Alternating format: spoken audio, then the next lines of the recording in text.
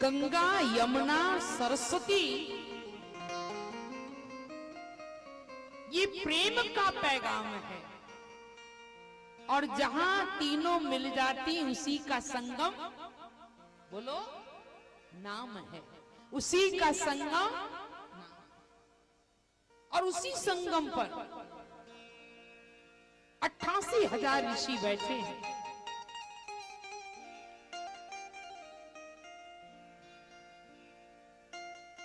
और 88,000 ऋषि बैठकर सूत जी महाराज से शिव महापुराण की कथा श्रवण कर रहे हैं और हाथ जोड़कर प्रार्थना की, सूत जी महाराज आपसे एक प्रार्थना है, आप हमें कथा तो सुनाइए, पर ऐसी कथा सुनाइए कि जिस कथा के सुनने से हमारे जीवन के सारे पाप समाप्त हो जाए। कौन सी कथा सुने? जिस कथा के श्रवण से हमारे जीवन के सारे पाप समाप्त हो जाए। तो पाप तो आप भी समाप्त करना चाहते। कल मैंने कहा था ना, जाने अनजाने में कभी ना कभी सबसे पाप हो जाता, पर ये शिव पुराण ऐसी कथा है कि ये समस्त पापों को समाप्त कर देती है, क्योंकि पाप और पुण्य ये दो बीज हैं। आप लोग किसान हैं ना, खेत में बीज डालते हो तभी तो फसल निकलती। अगर आपने गेहूं का बीज डाला तो क्या मिलेगा? बोलो। अगर आपने चने का बीज डाला तो क्या मिलेगा? अगर आपने धान का बीज डाला तो क्या मिलेगा? अगर आपने दाल का बीज डाला तो क्या मिलेगी? बीज पर डिपेंड करता है। अब तुमने बीज बो दो चना को, और चना खेत में बैठ के सोचो भैया जहां में अगर धान लग जाती तो कितना अच्छा रहता। संभव है? जैसा बीज डालोगे वैसा ही फल मिलेगा। तो हमारे जीवन में दो बीज हैं। एक बीज का नाम क्या है? बोलो। पाप। और एक बीज का नाम क्या है? पुण्य, है ना? ये दो बीज हैं। अब पाप और पुण्य में जिस बीज का आप बीजारोपण करोगे वैसा ही फल आपको मिलेगा। जैसा कर्म करेगा तैसा फल देगा भगवान।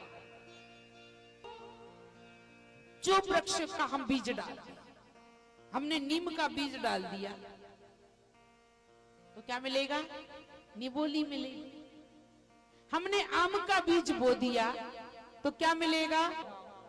और जब नीम में बड़ी बड़ी पीली पीली निबोली लग रही हो और बाग नीचे खड़े होकर भगवान जहां में आम लगते इतने सारे तो कितना अच्छा लगता। संभव है? नहीं, क्योंकि नीम का बीज बोया है तो नीम ही मिलना है, और आम का बीज बोया है तो आम ही मिलना है। पाप जो है, नीम कैसा लगता है? कड़वा, है ना? और अगर उसी की जगह पर अगर आम लगा दिया और आम बिल्कुल पक गया तो कैसा लगेगा? मीठा, है ना? बीज दोनों है। तो पाप का बीज जो है वो थोड़ा कड़वा है, और पुण्य का बीज जो है ना वो क्या देता है? आम का बीज खट्टा होता है, नीम का बीज कड़वा होता है, पर पाप का बीज अगर हमने बो दिया, ये दो बीज में से अगर बीजारोपण हो गया, अगर पाप का बीज बो दिया तो पाप के बदले में दुख मिलता है ना? पाप के बीज का फल क्या है? दुख। और पुण्य के बीज का फल क्या है? सुख है। अगर पुण्य का बीज बोया तो सुख मिलेगा, और पाप का बीज बोया तो दुख मिलेगा। ये दोनों बीज हैं फल देने वाले। इनके फल और दोनों अगर पाप का बीज बोओगे तो कथा में मन नहीं लगेगा, फिर तो मन लगेगा कि हृदय को मेला में चलिए जरा देखिए का आओ है ना माता। अरे मैंने सुनी भैया चूड़ियां बहुत अच्छी आई जब मेला में, चल जी ले आएंगे। अब बैठी कथा में और मन लगो मेला में, किसके कारण? पाप के कारण। तुलसी पिछले पाप ते हरि चरचाना सुहाय। ये पिछले पापों का कारण होता है कि भगवान की कथा में मन नहीं लगता।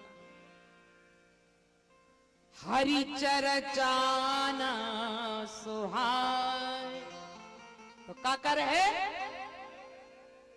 कैसो वे। भाई मैं बैठे बैठे सो गया, कथा अपनी चल रही और कोई खर्राटे भर रहे, वो पड़ोसी कह रहा भैया मस्त सो, काय सो रहा, रात भर का मूंगफली खाते रहो, तू बैठो बैठो हो रहा भूंजत रहो, का करा था कथा में सो रहो आके। क्या जी सीधी बैठ, तुमरे पांव हमरे लग रहा है कितने। कै घर को भग जा, और कहो तो फिर उठ के चल दे भैया, हमें नींद आ रही, हमें पांव दुख रहा है, हम तो घरे चले। ये क्या है? ये पिछले जन्म के पापों के कारण धर्म में मन नहीं लगता, और जिसका कथा में खूब मन लगे, आहा, अरे भैया 5 की जगह 6 बजे तक चलती तो और आनंद आता। मानो आपके जीवन में पुण्य का बीजारोपण, पुण्य की जड़ और पाप की जड़, ये दोनों बहुत लंबी जड़ होती है। कहते हैं भैया पुण्य की जड़ पाताल में होती है। सन लग रहा है, बोतलें चढ़ रही, एक खिचड़ी दे दिए भाई, ये क्या है? पाप की जड़ अस्पताल। इसलिए पुण्य बिना सुख हो ये नहीं, पुण्य सुख के बिना सुख नहीं मिलता, और होए न दुख बिन पाप।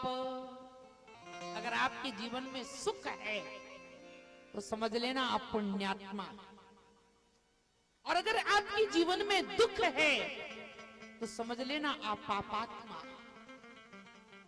ये दुख नहीं है, ये आपके पुण्य जो पाप हैं, ये उनका कारण है कि जीवन में दुख ले